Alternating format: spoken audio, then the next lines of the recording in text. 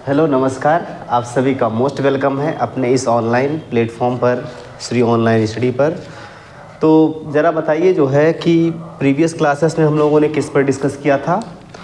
तो previous classes में हम लोगों ने जो है भिन्न जिला मुख्यालय वाले ज़िले, उत्तर प्रदेश के राज्य के प्रतीक, उत्तर प्रदेश की स्थिति और विस्तार, इन सब पे डिस्कस कर लिया है, ठीक है ना।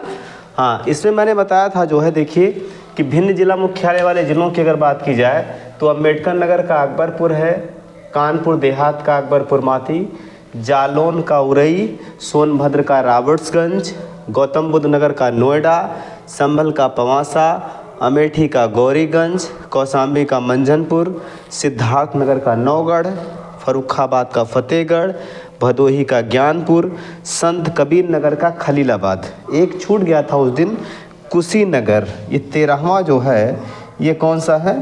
कुशीनगर। और कुशीनगर का जिला मुख्यालय कौन सा है? तो ये कुशीनगर का जिला मुख्यालय है पड़रौना। कौन सा है? पड़रौना, ठीक है ना। कुशीनगर का जिला मुख्यालय कौन सा है? पड़रौना, इसको याद रखिएगा। ये 13 ऐसे ज़िले हैं जिनके ज़िला मुख्यालय कैसे हैं, तो इनके ज़िला मुख्यालय अलग अलग हैं, ठीक है ना भाई।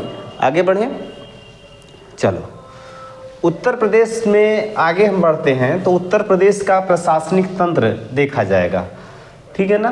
तो उत्तर प्रदेश का प्रशासनिक तंत्र अगर देखा जाए, प्रशासनिक तंत्र अगर देखा जाए तो देखो भैया, समझो यहाँ पर चीज़ों को। जैसे देखिए, ये देश भारत, उसके नीचे आ जाएगा राज्य, राज्य के नीचे जो है मंडल आते हैं, मंडल, मंडल के नीचे आते हैं आपके जिले, ठीक है ना। जिलों में दो प्रकार का प्रशासनिक तंत्र देखने को मिलता है, एक तो मिलता है ग्रामीण और दूसरे शहरी। ग्रामीण स्तर पर अगर आप देखोगे तो ग्रामीण स्तर पर जो है बलवंत राय मेहता की त्रिस्तरीय व्यवस्था लागू है, जिसमें कौन कौन से आते हैं? तो जिसमें आते हैं जो है आपके जिला पंचायत, जिला पंचायत, ठीक है भाई। जिला पंचायत से नीचे क्षेत्र पंचायत, कौन सा आएगा? क्षेत्र पंचायत। क्षेत्र पंचायत से नीचे आते हैं ग्राम पंचायत, कौन आता है? ग्राम पंचायत आते हैं, ठीक है। ये ग्रामीण स्थानीय स्वशासन के अंतर्गत ये व्यवस्था देखने को मिलती है। यहाँ शहरों में, शहरों की अगर बात की जाए, शहरी क्षेत्रों में अगर देखा जाएगा तो शहरी क्षेत्रों में अगर देखा जाएगा आपका, तो कौन कौन सा आ जाएगा भाई? तो यहाँ पर आपका आ जाएगा नगर निगम, नगर निगम, ठीक है ना। नगर निगम के बाद नगर पालिका, नगर पालिका, नगर पालिका से नीचे आ जाएगा नगर पंचायत, नगर पंचायत, ठीक है ना। ये व्यवस्था देखने को मिलती है आपके जो है शहरी क्षेत्र में, ठीक है ना। तो राज्य देखो, राज्य कौन सा आपका है? तो राज्य है उत्तर प्रदेश, और उत्तर प्रदेश में द्विसदनात्मक शासन व्यवस्था है। द्विसदन यहाँ पर हैं, कौन कौन से 2 सदन हैं? तो उत्तर प्रदेश में 2 सदन कौन कौन से? तो देखिएगा भाई, 2 सदन यहाँ पर आपको जो देखने को मिलते हैं, पहला है विधान परिषद और दूसरा है विधानसभा। विधान परिषद और दूसरा कौन सा है? दूसरा है विधानसभा, ठीक है ना, विधानसभा, ठीक भाई, क्लियर है। उत्तर प्रदेश में द्विसदनात्मक शासन व्यवस्था है। ऐसे ही भारत के 6 राज्यों में द्विसदनात्मक शासन व्यवस्था कुल मिलाकर है, ठीक है ना। उसके लिए हमने ट्रिक आप लोगों को कई बार ऑफलाइन क्लासेस में बताई है कि जैसे ऐसे राज्य जो है जहाँ पर द्विसदन है, वो राज्य ये हैं। उसके लिए ट्रिक ये है, आम बिकाउते, आ से हो जाएगा आंध्र प्रदेश, ठीक है ना, आंध्र प्रदेश। मा से हो जाएगा महाराष्ट्र, बिहार, कर्नाटक, उत्तर प्रदेश और ये तेलंगाना। ये इतने स्टेट हैं जहां पर जो है द्विसदनात्मक शासन व्यवस्था लागू की गई है, और इसमें जो है विधान परिषद और विधानसभा 2 सदन हैं, ठीक है ना। विधान परिषद को हम यहाँ पर क्या बोलेंगे? विधान परिषद को यहाँ पर जो है उच्च सदन के नाम से जानते हैं, उच्च सदन, या इसी को कहा जाता है द्वितीय सदन, या इसी को कहा जाता है अस्थाई सदन, अस्थाई सदन, ठीक है ना।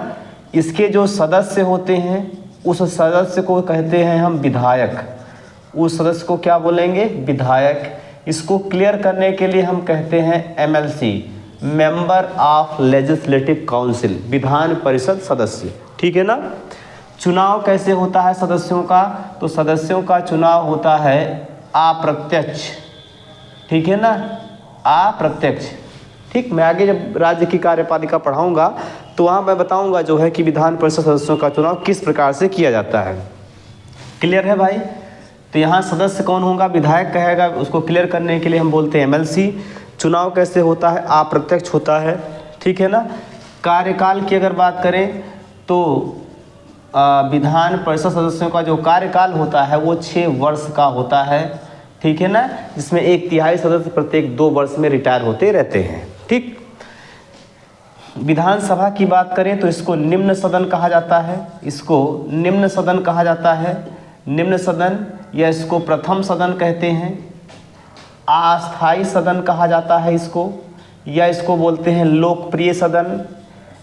अगर आपसे और पूछा जाए कि जनता का सदन कौन होगा, तो जनता का सदन यही होता है आपका विधान सभा, ठीक है ना। क्यों, क्योंकि इसमें जो भी मेंबर चुन के जाएंगे वो जनता के द्वारा प्रत्यक्ष रूप से चुने जाएंगे, ठीक है ना। इनके सदस्यों को हम क्या बोलेंगे, तो इनके सदस्यों को कहा जाएगा विधायक, इनके सदस्यों को क्या कहा जाएगा, विधायक। इसको क्लियर करने के लिए हम बोलते हैं MLA, member of legislative assembly, Vidhan Sabha सदस्य, ठीक है ना।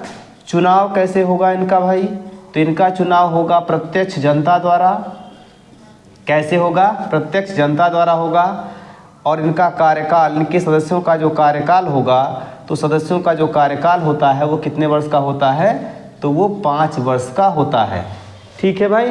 क्लियर है, चीज़ें क्लियर हैं, आगे बढ़े। हाँ, राज्य से जब नीचे आएंगे तो यहाँ आपको देखने को मिलेंगे मंडल। उत्तर प्रदेश में कितने मंडल हैं, 18 मंडल हैं। और ये जो 18वां मंडल बना हुआ है, ये कौन सा बना हुआ है, तो ये बना हुआ है अलीगढ़। कौन सा बना हुआ भाई, अलीगढ़ 18वां मंडल बना हुआ है, ठीक है ना। जिले कितने हैं उत्तर प्रदेश में, तो जिले हैं 75, ठीक है ना। जिले कितने हैं, 75 हैं, 75 जिले हैं।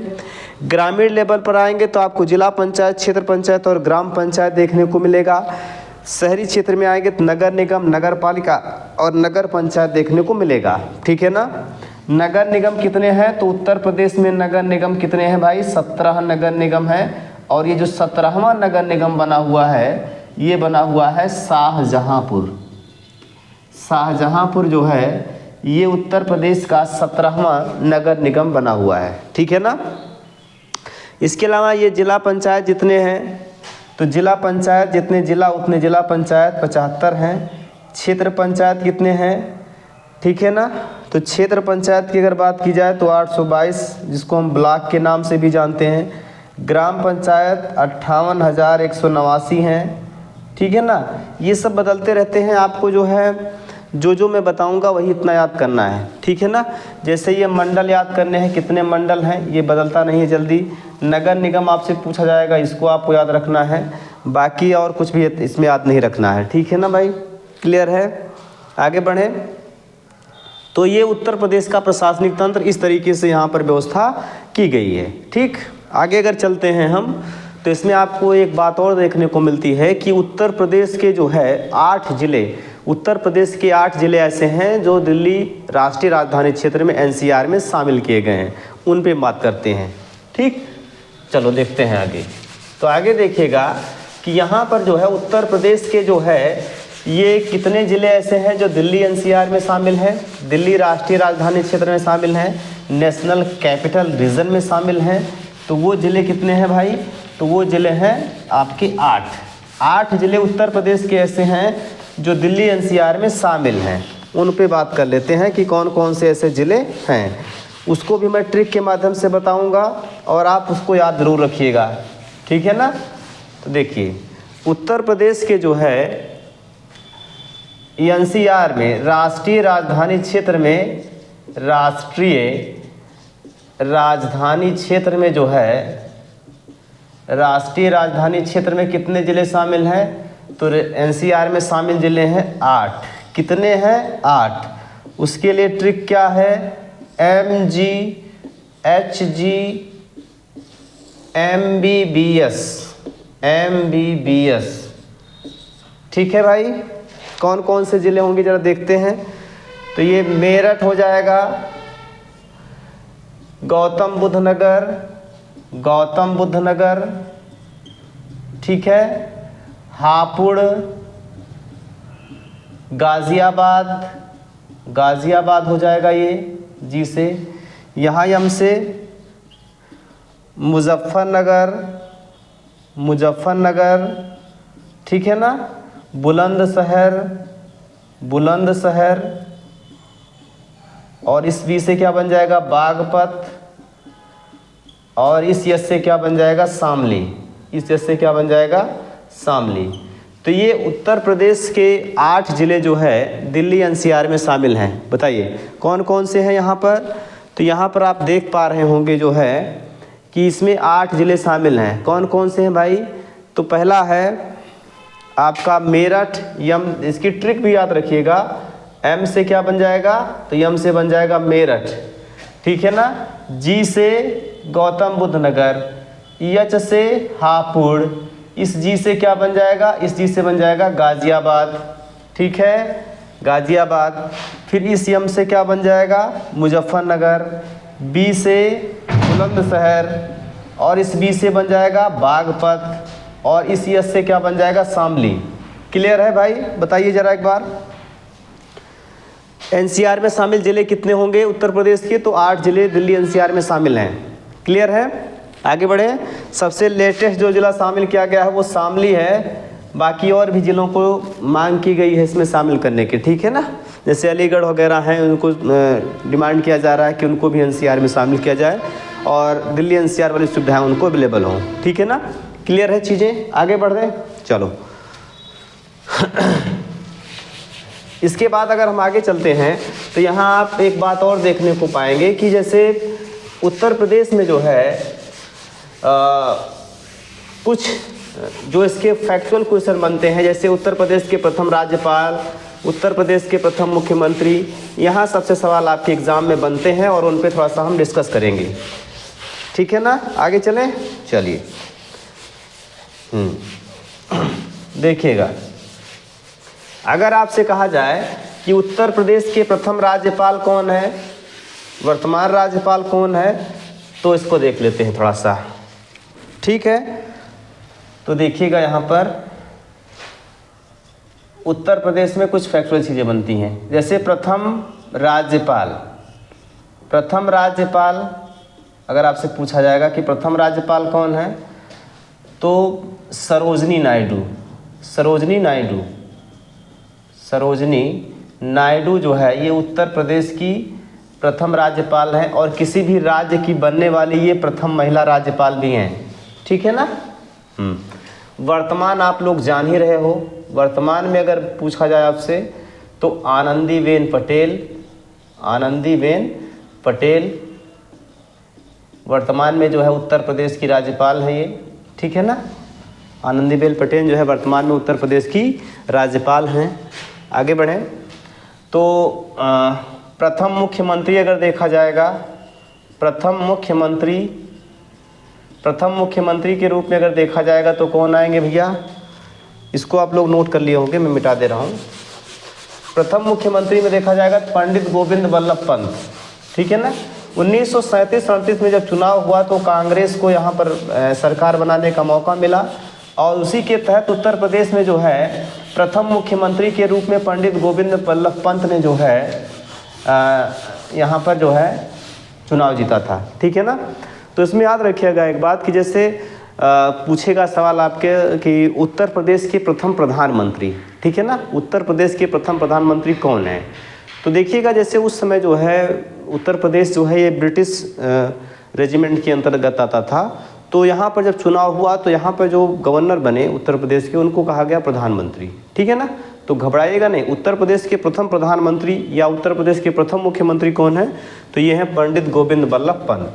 पंडित गोविंद बल्लभ पंत, गोविंद बल्लभ पंत जो है ये प्रथम मुख्यमंत्री हैं, ठीक है ना। उत्तर प्रदेश के प्रथम मुख्यमंत्री कौन है? पंडित गोविंद बल्लभ पंत। क्लियर है बातें? आगे चलें। वर्तमान में अगर आप देखोगे तो वर्तमान में कौन है?